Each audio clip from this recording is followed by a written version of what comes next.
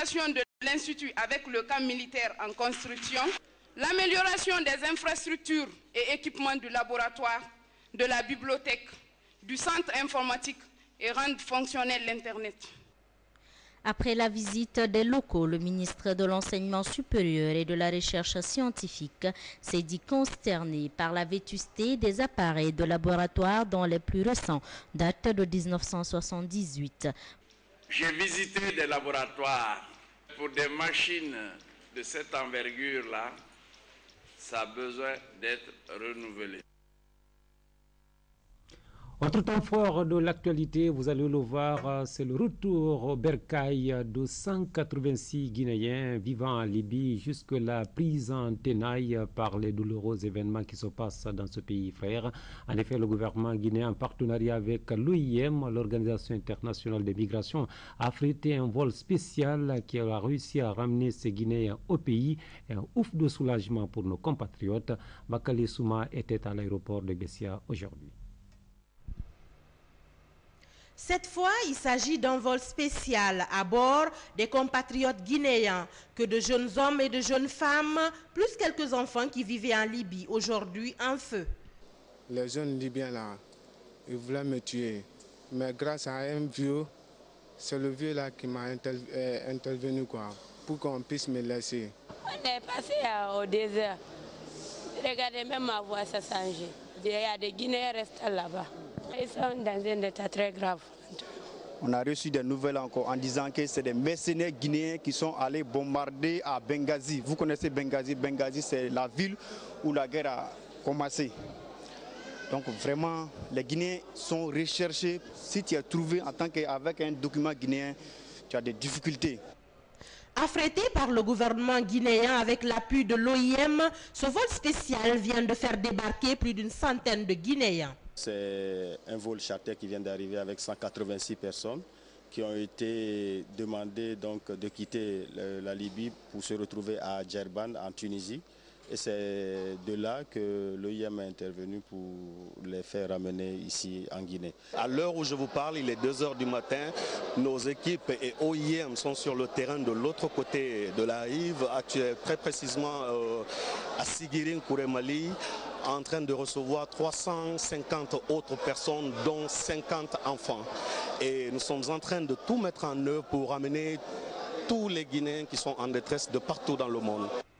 En plus de tous ici, d'autres Guinéens attendent d'être ramenés dans leur pays avec l'aide du gouvernement guinéen, comme viennent de l'être ces 186 Guinéens ressortissants en provenance de la Libye. Le retour de ces Guinéens au pays est une action salutaire conjointement menée par le gouvernement et l'OIM. C'est un nouvel outil de dissuasion et de frappe à la disposition de la gendarmerie nationale. Il s'agit en fait des commandos composant l'unité de recherche et d'investigation.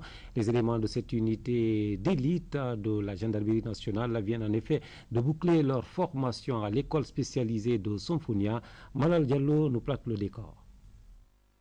Ce stage de formation des commandants des unités de recherche a été initié par l'état-major de la gendarmerie nationale dans le but de lutter efficacement contre la criminalité conformément à la loi en vigueur, ce qui présage la création très prochainement des sections et brigades de recherche au niveau des régions et groupements de gendarmerie de notre pays.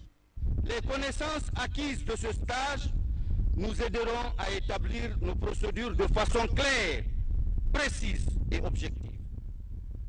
En faisant preuve du respect de la dignité humaine en toutes circonstances. Nous avons donc abordé la formation sous 2 aspects. Le premier, d'ordre théorique, droit pénal général, droit pénal spécial sur 15 jours, et le second, d'ordre pratique, étude de cas concrets, recherche d'infractions, rédaction de procédures, avec, au final, un exercice dans les conditions du réel, filature, surveillance et interpellation. Ce stage a également permis d'enseigner à ses futurs commandants les règles de subordination qui existent entre les officiers de police judiciaire et les autorités judiciaires. Ces officiers qui vont bientôt commander les unités de recherche exerceront effectivement les attributions attachées à leur qualité d'officier de police judiciaire lorsqu'ils auront leur habilitation en vertu d'une décision du procureur général près la cour d'appel, conformément à l'article 15 du Code de procédure pénale. Quant au directeur de cabinet du ministère de la Défense nationale, le général Aboubakar Sidiki Kamara a, au nom du président de la République et du ministre délégué à la Défense nationale, remercié les coopérants français avant de prodiguer d'utiles conseils aux stagiaires. De nos jours, après l'élection du professeur Alpha Condé, président de la République, commandant en chef des forces armées, par la voie démocratique, il est question de nous remettre en cause pour nous demander quelle gendarmerie nous ambitionnons et en réponse, pour quel peuple et pour quel temps. La gendarmerie évolue avec la société et le peuple qu'elle sert. À côté de ces qualités, les qualités d'officier, le caractère, la compétence et le désintéressement. Le désintéressement, car les compétences, les vertus les plus honorables se sont toujours noyées dans l'océan de l'ambition de l'argent. Nous quittons Somfoudian, mais c'est pour parler de la préservation de l'environnement et la détermination affichée en ce sens par le nouveau ministre de l'Environnement à gagner coûte que coûte ce pari. En effet, Saramadi Touré fait de la restauration et de la valorisation des sites miniers son cheval de bataille. Il a redit récemment aux responsables des sociétés minières de la place. C'est ce que nous confirme ce reportage de Nabi Kamara. La Guinée est un pays riche en ressources naturelles du sol et du sous-sol. Le secteur minier et celui de l'agriculture occupent une place importante dans l'économie nationale. Il constitue une source potentielle de développement et de réduction de la pauvreté. Malheureusement, leur pratique anarchique est le principal facteur de dégradation de notre environnement.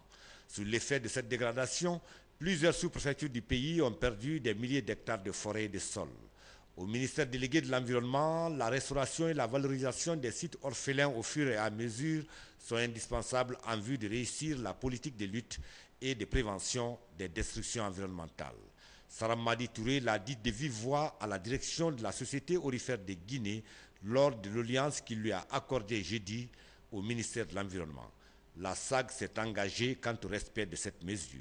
Nous avons envisagé un atelier en fait pour que nous puissions nous mettre ensemble avec le département de l'environnement et les services de la SAG pour que nous puissions examiner des questions clés qui ont en fait trait à la réhabilitation, au projet de développement durable par rapport aux communautés autour de la SAG et d'autres questions évidemment qui ont trait à améliorer les conditions de fermeture de la mine à long terme.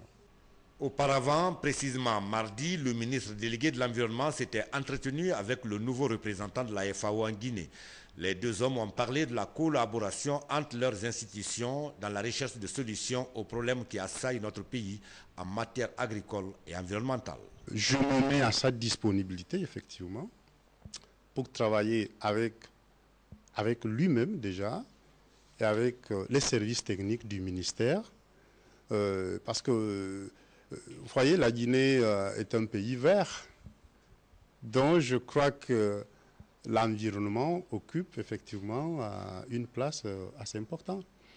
Et donc, c'est ça que nous sommes là pour travailler main dans la main avec le ministère, avec les techniciens, le partenaire, vous-même, les journalistes. Donc, je crois que tout le monde est impliqué. Comme on le voit, l'amélioration de la qualité de notre cadre de vie constitue la préoccupation essentielle de la communauté internationale. Et parlons toujours de l'environnement et de son pendant d'enclavement, comme c'est le cas des habitants de Bintimodia Bokeh. Cette CRD à vocation agricole risque, vous allez le voir, d'être complètement coupée du pays. Le seul pont en bois de notre âge dont dispose la CRD a été emporté récemment par les eaux. Villageois et élèves du coin font la traversée grâce à une seule pirogue de fortune. Des images qui se passent de commentaires ramenées du terrain par Avi Al-Kamara. Située à 50 km du chef-lieu de la préfecture de Boké, voici la CRD de Binti-Moudia. À vocation essentiellement agro-pastorale, elle se distingue surtout par la beauté de son paysage et l'hospitalité de ses populations. Mais Binti-Moudia, c'est aussi et surtout ses plaines risicoles à perte de vue. Ces principaux atouts qui font de cette sous-préfecture